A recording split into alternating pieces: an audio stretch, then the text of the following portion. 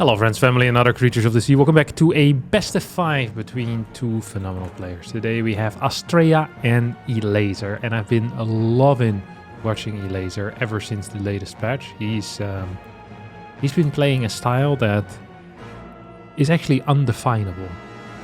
It's wild, it's aggressive, it is low queen, he's all over the place, and I freaking love watching it. At the same time we have Astrea here, who always plays a little bit different than the other boys and girls.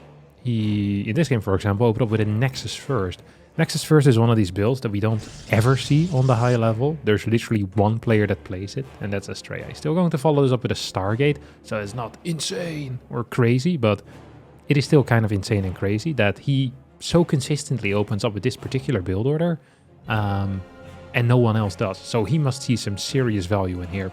As Elaser is going to open up with 6 links to deal with the double adept harass. We'll run by these two bad boys as well. We'll try to clear 1 or 2 of these workers. Not so... This is typical of Elaser, in my opinion. Is that his first instinct is to go for the probe. You'll see Serral, Raynor, Lambo, Dark. Their links, they're going into the main base. They first get a scout and then maybe kill a worker in the main. But Elaser, nah, he's different, alright? He's built different. He just goes straight for the throat, and at the same time he's also losing 5 drones at home, so perhaps not the greatest start that one could have hoped for. Adept is actually going to survive as well for now. We'll still end up dying because, I mean, it is a bad sneeze away from being killed here. Link being split off. Ooh, actually. Ah, too bad.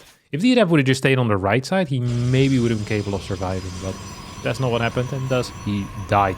Oracle now popping out. That's going to be Oracle number 1. Oracle number 2 is also on the way out, as we're actually going into 4 gases before doing anything else, before a 3rd base, and that is rare. That is rare, to say the least.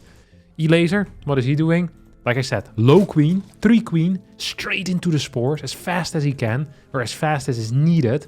Now, what does that do for Elaser? It's probably going to get a very fast lair and relatively quick tech. I honestly already expected the lair to have started. Maybe that's a bit of a mistake here out of him. I'm expecting quick extra gases as well. Ooh, these drone lines are so difficult to protect if you only have 3 queens. Elaser is going to manage. Has lost 5 workers in total already, of course, this game. I think majority of that, or maybe all of that, was actually from the 2 adepts in the early. Ooh, 2nd Stargate and Fleet Beacon with this as well. So we're gonna go into a double Stargate. I wonder if it's going to be a Tempest Rush or a carrier attack. I've seen a lot of Tempest attacks on this map because of this little cliff that we have over here. But against such a fast lair and such high gas counts this quickly, I'm not a huge fan of rushing into Tempest or rushing into carriers for that matter, because Corruptors can be built very rapidly. 11 more drones on the way out as well, bringing the total up to 64. 9 probes to the left. It's going to be Tempest. Yeah, I'm really not loving this. I really am not loving this early game here for Astrea, as these adepts do get a bunch of kills here. 10 extra drone kills. That is quite a lot, to be honest. Did not use the oracles, was just the adepts, so that's some big damage. Did not get the scout as to what is going on. Of course, this Overlord could actually just move forward. If this Overlord were to move to the edge, you would have seen everything. If he would have gotten the scout off, I bet this would have been a Spire instead of a Hydra then.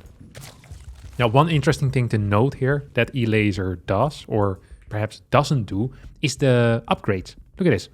We're 6 minutes, 20 seconds into the game. We have no Evo chamber yet. And I had the honor of speaking with Elaser the other day, and he coached me a little bit. Coached my Zerg a little bit. And his philosophy right now in this matchup is basically Hydra Ling Bane, or a Hydra Ling attack, following it up with a Spire, a bunch of Mutas, and then following that up either with Lurkers or pure Hydra Ling Bane. So just fast, rapid tech switches is pretty much what he wants to do. Is these Oracles now get 2 more drones, maybe 3 more drones, and get the scout on the Spire here at the same time as well. Tempest are kind of still chilling at home, not going to be capable of doing a whole lot. I'm not so sure what Elaser is going to be doing against those Tempest. I guess with the Hydras he should be just fine. Mothership coming out as well. 2 Tempest are out. Just gonna stick with 3 Tempest total, it seems like. No extra units quite yet. Blink +1. All of the good vibes. The Hydras are moving over to start smashing them. Robo coming in as well. And a fort base. That's interesting. Elaser has almost no workers here, of course. These Tempest almost in some trouble. Gotta get 1 worker kill. Need to split the shots. Tempest actually one-shot drones, so you don't have to double-shot the same drone. And so 3 workers will end up falling. 6 Corruptors now come out, so it's not going to be Mutalisk. Instead, it's going to be Corruptors. That will be the starting unit. And please note once more, the complete lack of an Evo chamber. The complete Evo chamber skips are really quite something. As well as seeing Hydra Ling Corruptor being played as an actual composition at high level. I think Elaser right now he's in my top 3 of Zergs to watch. You got Shin up there, you got Elaser up there, and then I don't even know who's third, but I'm sure there's someone else too. Okay, Ling is gonna go in. He's going to trigger those stasis wards. Puff, puff, puff. Hydra's actually packing quite a punch. Corruptor's joining the fray as well. 165 supply of Hydra Ling Corruptor is moving in. And it is seemingly quite powerful. He's just kind of kiting in forward, almost using it like a Bio-Terran force. Absolutely surreal gameplay here. Mothership does come in. Time Warp is going to have quite an impact. So will the invisibility. Corruptors end up clearing that. Baneling's now coming in from the side as the Lings get the surround. The Corruptors get the kills on the Tempest. And Elaser is going to take game number 1 here after, honestly, a surreal attack. Crazy assault. 70 workers, no upgrades. 3 different types of tech. Baneling, Hydra and Corruptor. And really only the Hydralisk then has been used extensively. We had a couple of Corruptors and they served their purpose. A couple of Banelings as well that went in with the flank. Astraea still believes that he can make something work, but I think that Astraea might be a little bit delusional in that case, because he is dead as they come. GG gets called. That's going to be game number 1. More standard opener out of Astraea this time around, as we did not go for the Nexus first, but instead just a standard Nexus before core like a good boy. So changing the way he approached it, I don't mind really either way. I find it interesting to watch. We're not really here for Astraea, to be honest. Okay, I'm gonna be real with you guys. I'm here for Elaser. I'm here to see what this madman has cooked up, because he has a lot of different branches on this idiotic tree. You know, he's created the tree of idiocy with Ling Hydra into Spire, but there's very many different small variations, small little, you know, side quests that he can go for as well. And I think that's what makes this so fun to watch, is because it is something that really is completely new, stylistically. So yeah, I'm just curious to see how he's gonna, you know, try to do this. For now, 3 queens, as we're expecting. We have the first tumor out as well. A little bit of adapt harassment perhaps coming in. Ling managed to get into the main base. Don't think we got a single kill there. No, just 2 Lings dying. First Oracle starts as we have 2 Overlords on the other side of the map. I've seen Elaser, by the way, play around a lot with Ling drops as well, early on into the game. So that is something you kind of got to keep in mind as well here. That's why he often has 2 Overlords out on the map, in case he wants to maybe go for a little bit of an 8 Ling drop later on. It's just a little feature, something that he can do when he gets that relatively fast lair. He's already mining the gas again. We have the 3 queens. We're building the spores. We're going to build our 3rd spore here as well. And the party truly can start. Let's see, does he have anything planned here in the early game? Just a couple of Lings out. It's going to send those across the map. As the Oracle meets it as well. Has been energy recharged. So we'll have a lot of energy available. Both of these queens are going to be protecting the drone line over here. That's going to be coming in soon. There we go. Drone's heading over towards that 3rd base. Ling's looking for a kill. Will not quite get that. There is an adept nearby. Warp gate finished up too, so yeah, going for any type of attack, not that great. Lair much quicker than last game, by the way. I think last game he started it maybe at 4:30. This time around the 4-minute mark. So a quicker lair. We're gonna have a Baneling nest coming out as well. I think that Baneling nest is there for 2 reasons. Reason number 1 is for potentially aggressive things coming out of the Protoss. Think of, yep, there we go, Glaive Adepts, maybe a charge lot attack. All of these things, of course, could be dangerous if you don't have a secondary tech type, whether that's going to be Roach or Baneling. And Baneling makes the most sense with the build order that he's going for. So I do like it. Now, Astrea's going to be moving in with 2 Oracles, 3 Adepts. Ooh, look at this.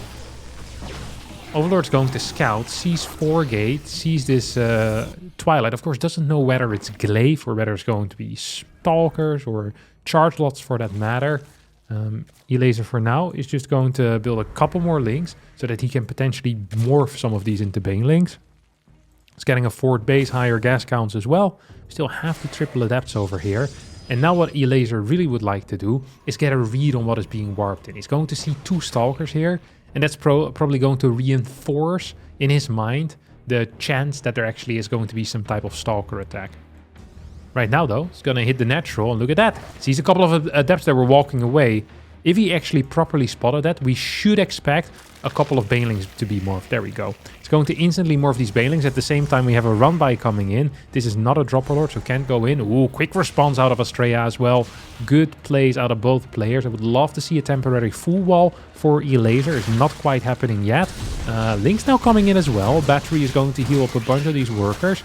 So yeah, the Banelings don't quite get the connections yet. That is a decent split. We have a Stasis Ward out as well. There's hardly any units defensively for E-Laser. Here come the Banes. It's going to just clear basically every single one of these Adepts. I think these 5 leftover Adepts will be able to be taken out just by the Link Hydra. Queen in the main can help out a little bit as well, but it should be no issue whatsoever. Phenomenal start here for the Polish Zerg player, who once again shows that if you're playing standard builds against his shenanigans, you're going to struggle, because the standard builds, they don't interact so well against these low queen styles that he's going for. And right now, it's actually pretty scary.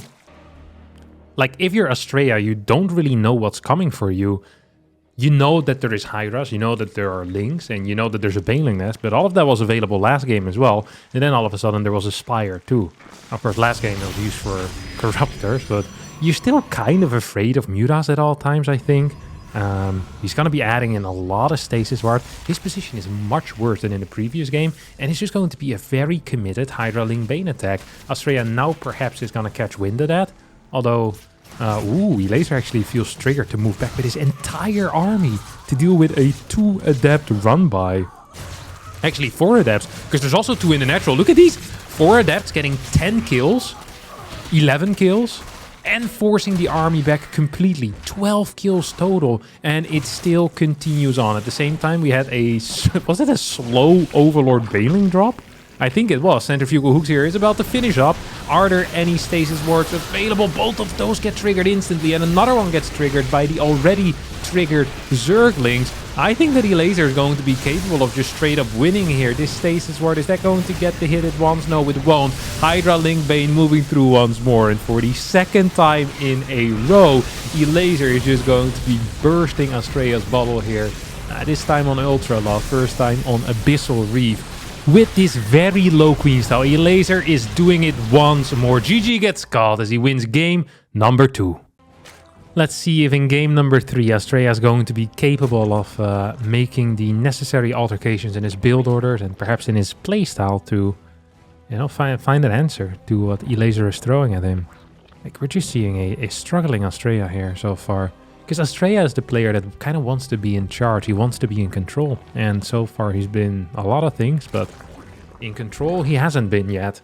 And he's just, just been seeing what E-Laser does, trying to respond. But hey, E-Laser has many small variations. And the Hydra Link Bane remains powerful here. As standard Nexus into core. We're here on Frostline. This is a really tough defensive map, by the way. Look at this, 4th base, insanely far. Even the 3rd base is insanely far away from the natural. 5th base, I don't even want to talk about it. Takes like 2 days to get there by car. Hey, it's a long trek, my dear friends, absolutely. We have this Cybercore about to finish up. I really wonder if Astrea is going to stick with his Stargate play, or maybe we're going to be seeing some like a DT drop or a Glaive Adept attack. We've seen him actually play DT drops in the past, and I'd love for him to do it again. Okay, it's going to instantly start here with a Warp Gate. I wonder if this is real. You could still cancel it, of course. But I don't think he's going to. No. It's going to be Twilight. Okay. That doesn't surprise me. It really doesn't. See how fast the response here is out of Elaser. Ooh, not fast enough. He's going to get 2 hits off on the Overlord before moving to the high ground. Don't think that's enough, though. I don't actually know how many hits you need before the Zerg can respond and you'll still be fine. No, this is... he needed like 4 more hits. Ooh, he's going to get 1 more. It's a wonky little high ground here. I've been attacked on this many times as well when I was playing Zerg. As 4 links are making their way across the map. Second Overlord in a bit of trouble. Well, in a bit of trouble. Should actually just straight up die. These 4 links are also going to be in a bit of trouble, by the way. I think at least 2 of them will fall. High ground. Ooh. You don't want to send your Stalker there? I would want to send my Stalker here to deal with this high ground unit. It's going to be a 3-gate glaive? 4-gate glaive, maybe? With a robotics facility, so Prism will be available as well. That is interesting. Stalker's not quite going to get this Overlord. I don't think so. Or is it? Nah. It will miss its final shot. Yeah, there you go. Overlord barely manages to survive. 2 shots, actually, I think. We're going to have Prism being chronoed out. It's going to be 4-gate glaive. And now I'm actually curious how Elaser is going to deal with that. Because he's building blind spores. Not a great look. Not quite what you want to be doing right now. Hasn't seen the Oracle yet. We're getting a fast Roach Warren as a response. First few adepts extra coming out. Stalker remains on the edge. And I really freaking wonder what Astrea's plan is going to be. Did this? I don't think he saw the prism, did he? I just don't think he saw the prism. I think he barely missed it. This adept is going nowhere, by the way. Forgot to shade out. Hate to see it. Stalker managed to move here into the wall. Probe gets sniped. Here comes the prism. How many links do we really have? 42 drones. There's 10 links out, 20 more on the way. It's going to be 30 links. And we have 9 adepts.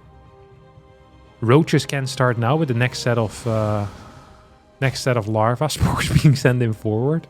Still 700 minerals in the bank for Elaser. There's also 700 in the bank for Astrea because he's been trying to get a fort base, which just hasn't been working. And I am not loving the spot here for Astrea one bit. I am actually not loving the spot here whatsoever.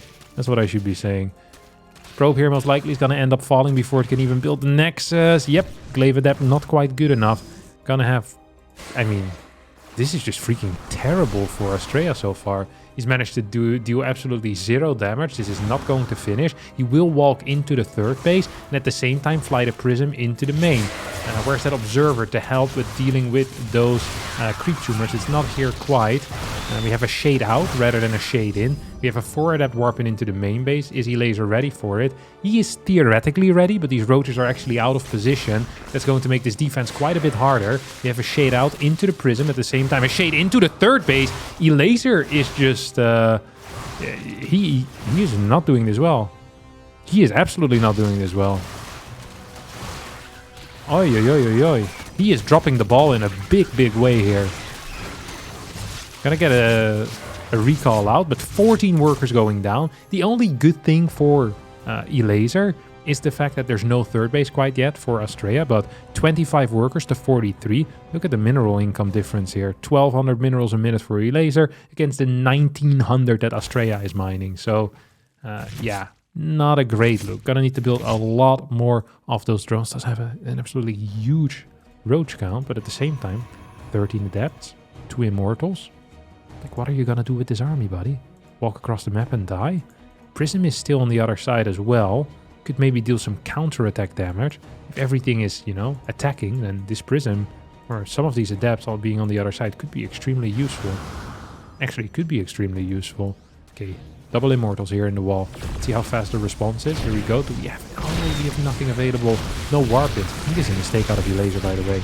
Yeah, he can't commit to this. He's just gonna lose everything. Look at that surround here as well. Onto the Ravager. GG gets caught, and Astrea takes his first game in this series. So we're back on ley lines. 3 minutes in. And an insanely fast third base here for Astrea. Lovely to see. We'll lose a worker. No, he won't. Of course he won't. Nice control there. Yeah, I do enjoy that. Ooh. Are these Lings going to shoot at this probe? No, they're not. I'm not even gonna try. Still want to get the confirmation of what the hell the tech actually is. Do appreciate that, alright. Do appreciate that. We have a couple more Lings coming out. We have 9 drones in production, and here come the spores once more.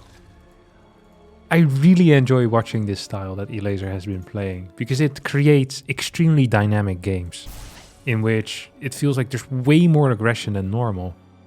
I think queens, they tend to slow down the game so much, and if there's no queens, Zerg actually, you know, can be pretty freaking aggressive. It's cool to see. It really is nice to see. They have the ability to do a lot of different things. Do have a... Ooh, is this single unit? No, this is double Oracle, sorry. Not single Oracle. Double Oracle into... Into what, actually? Twilight? Nothing else, though. Okay, it's gonna come in. It's gonna snipe 2 workers total. We have 4 gateways. I really want to see what this is going to turn into. Blink! Okay, without a forge. That means lower gas, because he's going 4 gate blink. Low gas. Could go for high gate count as well. Ooh. Now that I wouldn't mind at all. I would not mind that at all, to be honest.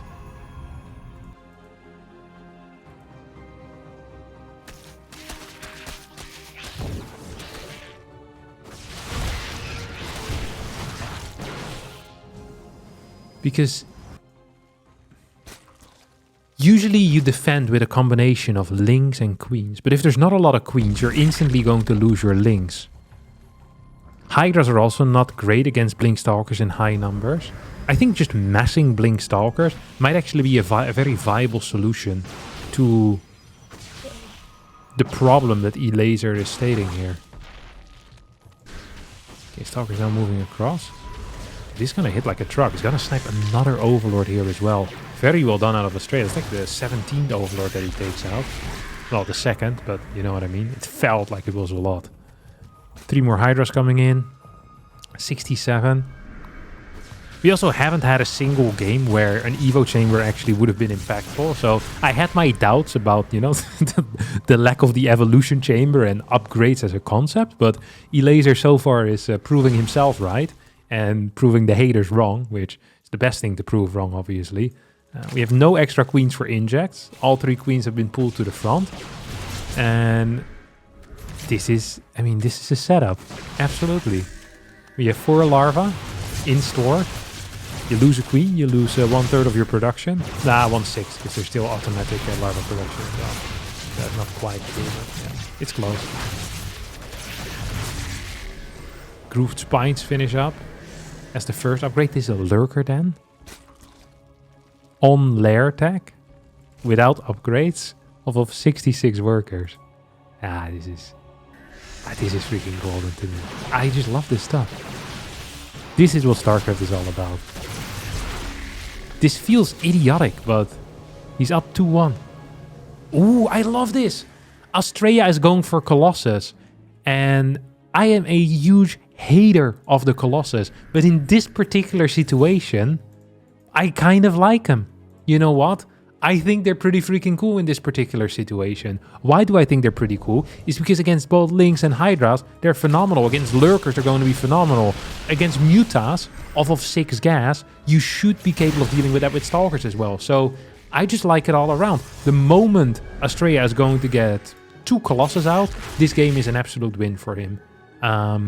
If he doesn't get the 2 Colossus out though, that is a lot of money invested into rowboats, into thermal lens, into robo bay. That is not paying off. So I wonder if Elaser might be capable of hitting another timing here that is just a little bit too tight for Australia to deal with. Australia is down 40 supply right now. Stasis Wards will need to help him survive for a very, very long time. About 30 seconds.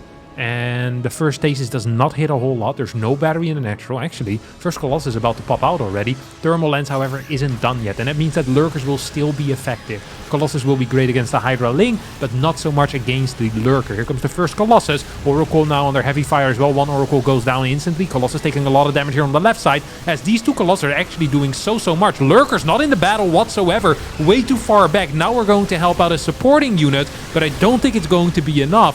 Good control here out of Australia, and the +1 upgrades, the 2 Colossus, are going to save the day. And with this hold... Oh, wait, what? We have a lurker attack over here on the right side as well. It's a dual attack here. Still should be fine for Australia, I think, because Thermal Lens is about to finish up. These Colossus will most likely stay alive. One Colossus is about to fall. A little bit sloppy. Extended Thermal Lens finishing up. Infestation Pit is going to be the follow-up here. Dude, this is a really, really sick game. I completely missed that side attack. There was a fort base at some point. I bet that side attack went for the fort and then went straight into the third base. I wonder if maybe it would have been better to come from the side and really flank this army. Another thing that really sucked, of course, for E-Laser was the lack of lurker participation altogether in that fight. It felt like it would have been better just to go for Hydra Ling Bane again. And I think it actually would have worked as well. But with the lurkers, not so much, because you can't push into a position quite as well. As the Colossus now moves across the map in combination with these Stalkers. And it's a hassle to deal with, let me tell you. It's an absolute hassle to deal with. There is charge, so these Zealots are going to be quite powerful with the +1 upgrade. Don't forget, E-Laser still is under a strict no upgrading rule. And he hasn't broken his own rules yet. He hasn't built an Evo chamber quite. He's on 8 gases, 80 workers. But Evo chambers, not today, brother. Not today. 4 base versus 4 base. I do believe that the longer this game goes, the better, of course, it's going to be for Australia due to that complete lack of upgrades. It's actually a very serious issue. Like, the moment you get +2 and you get to like 160, 170 supply, like these upgrades, they're going to be snowballing every single fight in a big, big way. Colossus can outrange this, by the way, so you get like a Revelation off. That would be freaking huge. Observer gets sniped. With Revelation, you should still be fine. Seismic Spines is at least a minute away. Zealot run by towards the right side, could deal some damage. Storm coming in as well. And Templar, of course, are phenomenal to deal with Vipers as well, which is really the only threat. Now we're going to get a double Evo chamber follow-up, but this is... I mean, it's really late. It is just really late. It's going to be down 2 full upgrades, which could be considered an issue. Australia kind of holds position here in the... not the middle of the map, but close by bases. You have an Oracle that's going to cast a Revelation here. Seismic Spines is about halfway done. What's this? Zealot, Archon, Immortal. Ooh. It's actually kind of a cute army. I wonder if you can just burst through this if you're Australia. I think you can't, actually. I thought he could, but then I saw the fight go haywire. Shield weapons, Adrenal Glands, +1 melee, +1 range. It's the order of operations here. Ooh, Seismic Spines finishes up, and that means the end of the party. The age of the Colossus has now officially ended. Gonna start migrating west soon.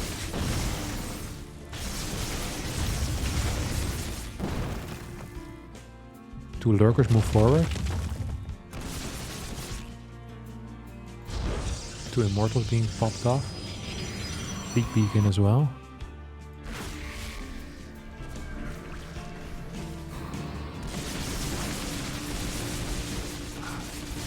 Actually going into a macro game from this. But it's not a real macro game, is it? E-Laser's still in all-in mode, I think. Like, he's building a lot of lurkers. There's no Spire. He does have 18 lurkers, though. That is a serious amount of lurkers, isn't it? Yeah, it's a serious amount of lurkers. Hell yeah. Ooh, Zealot's going down. Double Forge behind all this. 5th base now on the way. It's gonna be Archons. I'm not a fan of Archons against high lurker counts, generally. I really prefer almost anything over that. This is a Zealot Templar force here on the left side. 5th base gonna get cancelled. I love this little run by the way. The fact that there's Templar in there I think is really cute. Good storms. It's gonna have one more. Yeah, just one more. Next storm not quite available. That Templar will never storm again. It died. Sad to say, but that is what happened. Woo! What the hell? Australia's just gonna burst through here. Does have the Immortal count to go for it, but it still feels kind of scary. He's dropping a lot in supply. We're getting a 9 Zealot warp in right now. E-Laser is just hobbling back home though. because he doesn't really have any defenses, does not believe he can quickly enough burst through. We have a bunch of lurkers that are not really participating in the game whatsoever. And Astraea actually is going to get the upper hand right now. Immortal count is good. He has the 3-1 upgrade soon against just +1 range. Templar does get sniped. Stalker split off to the left side. 5th base is going to get taken out, but it's going to practically be a 4 base versus 4 base, but 60 workers to 73. So I don't think it's going to be enough for a laser here. Yeah, he's pretty freaking dead. He does not have the units anymore. Does not have the supply. He's on 5 lurkers and 2 hydras. Just the 7 immortals by themselves will be good enough to win the game. Just the 2 colossus by themselves actually won't be good enough to win the game, but it will be pretty damn close. GG gets called. Series is all tied up, and we'll be heading into our final game in this best of 5. And that final map is going to be Neon Violet Square. So we have a Nexus first coming out of Astraea, just like in game number 1. He likes to end the way that he started, with a build order that didn't win him a game yet. It's lovely to see. At least he trusts his own build orders. I feel like if he would have only played Nexus first on Abyssal Reef, would have lost with it and then never played it again. In a way, it kind of shows that you don't really, you don't believe in the heart of the cards. You kind of played it because you thought it might be good, but you don't trust it. Like, I deeply trust my build orders, despite consistently losing with them. That is what build orders need as well, okay? They need to know that you trust them, that you feel with them, that you're there for them when they need you, okay? That is what build orders find important. Otherwise, you're never gonna become a big-time player. It's just the way of the world. Probe is here, buzzing some of these mineral patches.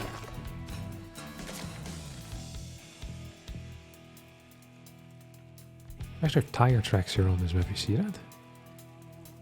Is that tire tracks? What's on the other side? Oh, it's like... It's kind of pretty, actually. I hadn't even seen that. I wonder if you can draw this yourself as the map maker, or if these are like terrain settings that you put in. I don't actually know that. Looks kind of cute, though. In general, a lot of stuff in StarCraft 2 looks very pretty. I'm a bit of a StarCraft 2 fetishist. I'm just into StarCraft in a big way, Platonically mainly, but still. Ooh, E-Laser, of course. How stupid. I was wondering what he was going to do on this map. I was thinking to myself, it's kind of a weirdly strong defensive map. It's like there's not too many weird things you can do. And then I forgot about the fact that if you don't mind giving your drones a workout, you can theoretically take a gold as a 3rd. Could even do it as a natural, but that's really bad. As a 3rd, I'm not a fan of it, but you know what? I'm willing to see how it plays out. If E-Laser ends up losing this game, it will be purely based on the fact that he took this base as his 3rd. And we're gonna make fun of him for it. Terrible call. Anyone could have seen it. Hindsight is 20/20, baby. Boy, are we gonna use that hindsight. 3 queens are out. No 4th on the way. That's the way, I like it. Oracle comes out, has been scouted by E-Laser as well.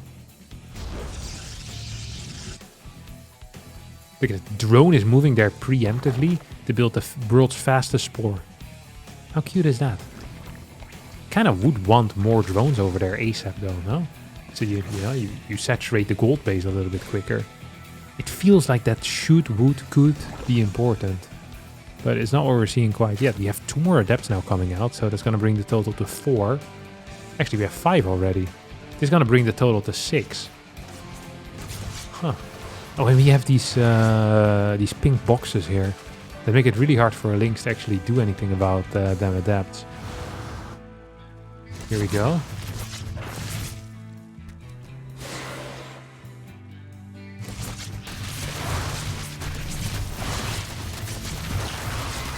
That's quite a few link kills.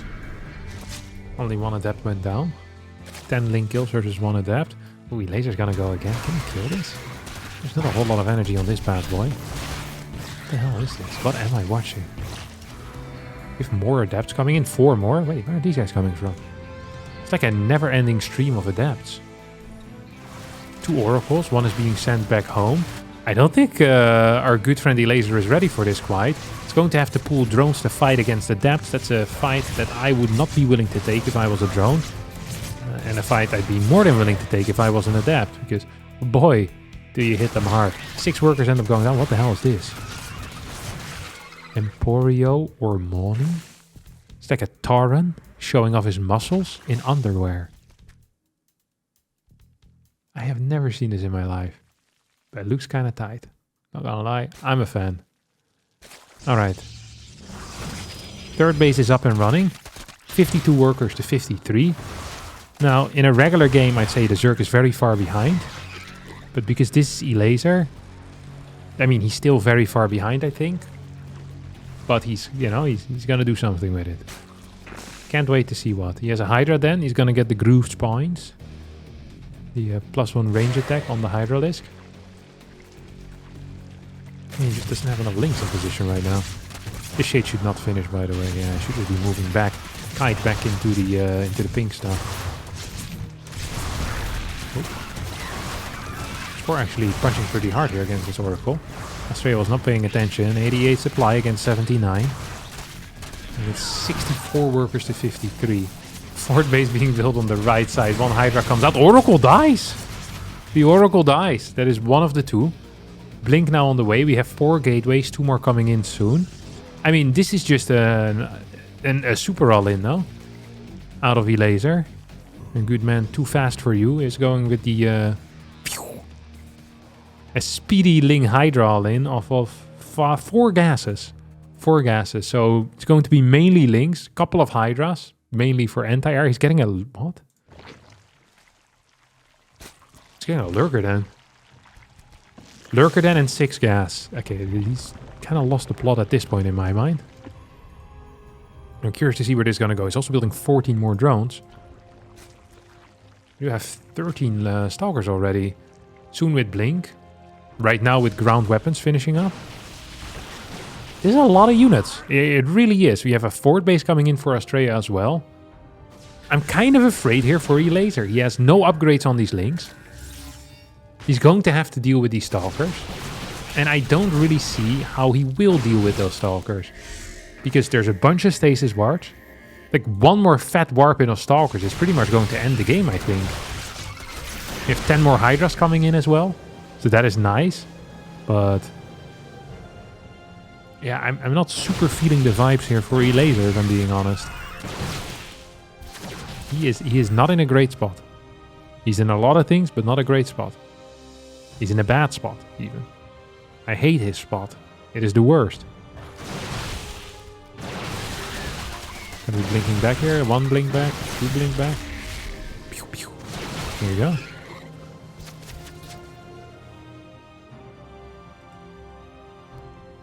Stalker count is very high. 3 Lurkers coming in soon. Is this Lurkers? Yeah, okay. It's going to be Lurker flank. It's kind of cute in a way. Do enjoy that. Prism's gonna spot it though. Colossus once again coming out. 5th base on the way already. I think Australia now is getting a bit over-eager to get into a late game. So all he really needs to do is stay alive. With the cannon on the right side, I think that should just be fine. I don't see a way here for Elaser really to win it. Yeah, Stasis Ward catches absolutely everything. Cannon is going to continue shooting at those Lurkers. Could even blink on top of it. There we go. Both of the Lurkers will end up falling. Colossus are about to pop out as well. Stasis is actually helping a massive amount, by the way. Because without these Stasis Wards, maybe it would have been possible for Elaser to do something, but with the Stasis Wards, I don't think so. Colossus now coming in.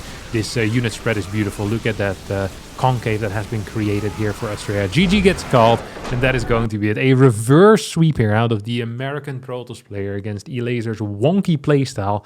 And that, my dear friends, is going to be it for me today. Thanks all so much for watching. Hope you did enjoy this series. If you did, don't forget to hit the like button, subscribe to the channel. I'll see all of you next time for a new one. Bye-bye.